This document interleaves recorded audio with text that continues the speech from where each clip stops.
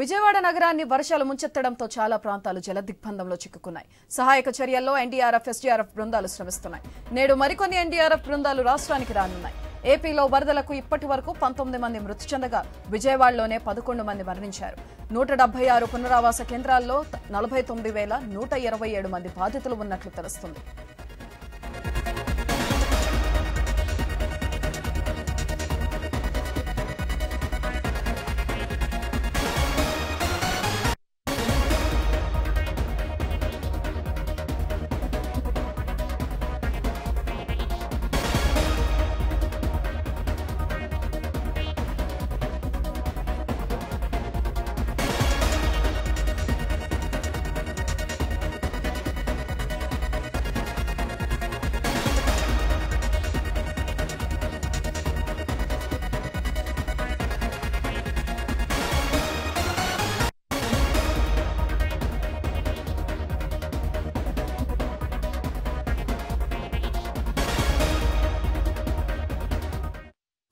విజయవాడ నగరాన్ని వర్షాలు ముంచెత్తడంతో చాలా ప్రాంతాలు జలదిగ్బంధంలో చిక్కుకున్నాయి.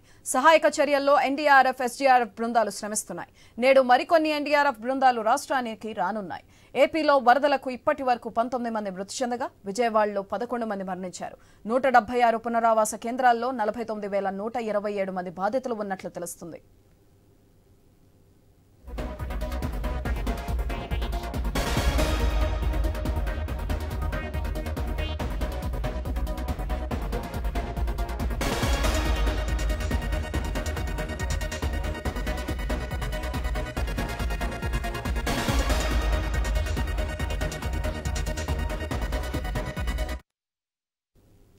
విజయవాడ నగరాన్ని వర్షాలు ముంచెత్తడంతో చాలా ప్రాంతాలు జలదిగ్బంధంలో చిక్కుకున్నాయి. సహాయక చర్యల్లో ఎన్డీఆర్ఎఫ్, ఎస్డీఆర్ఎఫ్ బృందాలు శ్రమిస్తున్నాయి. నేడు మరికొన్ని ఎన్డీఆర్ఎఫ్ బృందాలు రాష్ట్రానికి రానున్నాయి. ఏపీలో వరదలకు ఇప్పటి వరకు 19 మంది మృతి చెందగా విజయవాడలోనే 11 మంది మరణించారు. 176 పునరావాస కేంద్రాల్లో 49,127 మంది బాధితులు ఉన్నట్లు తెలుస్తుంది. దీనిపై మరింత సమాచారం మా ప్రతినిధి హరీష్ ఫోన్లైన్ ద్వారా అందిస్తారు. హరీష్, చెప్పండి, బాధితులకు ఆహారం సరఫరా జరుగుతుందా? అలాగే బాధితులు ఇంకా పెరిగే అవకాశం ఉందా? ప్రస్తుతం ప్రకాశం బ్యారేజీ వద్ద వరద నీటి ఉధృతి 9,17,000 క్యూసెక్కులకు చేరింది.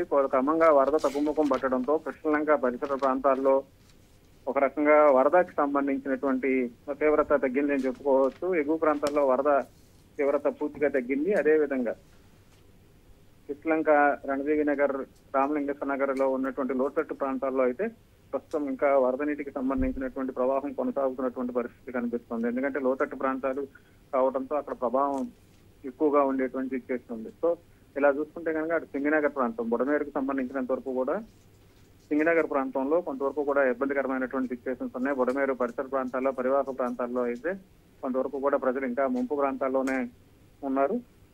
ఈ మొత్తం సిటీ మొత్తం కూడా అటు బుడమేరు, ఇటు కృష్ణా నది పరివాహక ప్రాంతం, కరకట్ట వెంట అయితే ఉన్నటువంటి సిచ్యువేషన్స్ అన్ని కూడా కొంతవరకు కూడా ఇప్పుడిప్పుడే నిదానంగా బయటకు వస్తున్నట్టుగా మనకి కనిపిస్తుంది. ఎందుకంటే 11,47,000 క్యూసెక్కుల నుంచి ఇప్పుడు 9,17,000 క్యూసెక్కులకు అతని తగ్గుముఖం పట్టినటువంటి నేపథ్యంలో ప్రస్తుతం అయితే వాతావరణం కొంతవరకు కూడా వర్షం లేకుండానే ఉంది. వర్షం ఉంటే కనుక కొంతవరకు ఇంకా సీరియస్ గా ఉండేటువంటి సిచ్యువేషన్ ఉంది.